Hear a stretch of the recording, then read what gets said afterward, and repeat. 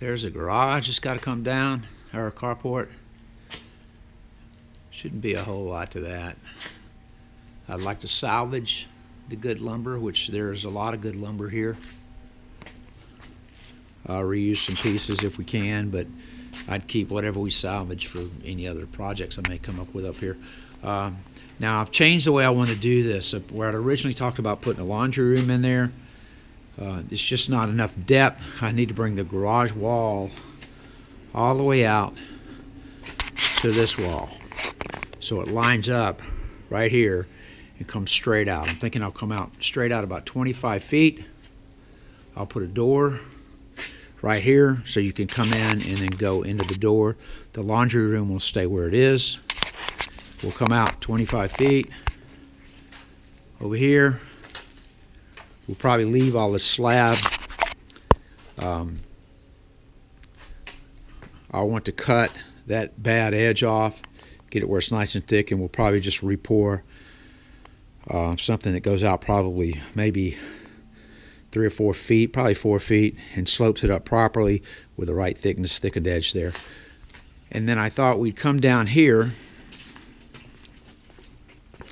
Since we can't tie the corner of the garage in with the logs here, I thought we would build a small little wall right in here, coming out some, and then it would turn, and then we would have a wall right here lined up with that, with a gap between that wall and the wall here.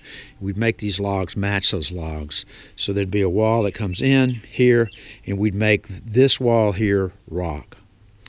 The rest of the walls around the garage, if you come back over around here, would be either log siding or real logs. I don't know what the difference in the cost is.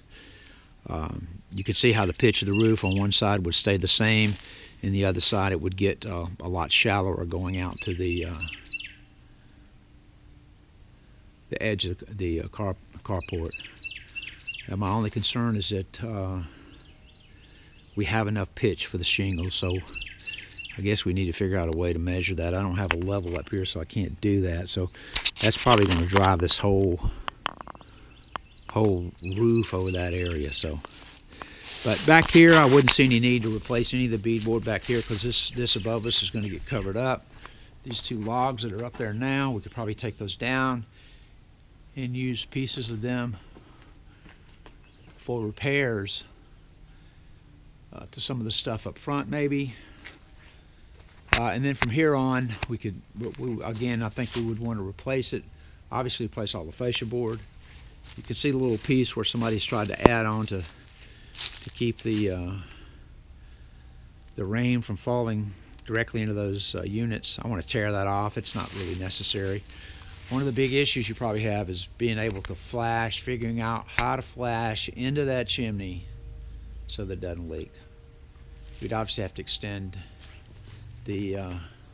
all the vents up because of the new thickness we're adding. This lower roof down here, we just re-roof that. There's not really much we need to do. Probably repair any boards. We probably need to deal where that dam is on that one log. That's bad. I'm not quite sure how we deal with it. You can see up there, I think, where it just dams off and the water's going to run right into it. We could talk about how we want to deal with this whole end, actually. I'm not sure why they did this. It's really kind of crazy the way they did it. So I think that's kind of good for right now. John, you can see the work you guys did. It looks good. A couple areas where it's a little light, the stain is, but all in all, pretty good. We'll touch it up when, like you can see probably. Well, I don't know if you can see because of the way the sun shines on it or not, but you can see where it's a little light there. And I don't know if it's just not taking the stain. It's probably what it is. But it looks good. It certainly needed it. So that's it. I'll load these up.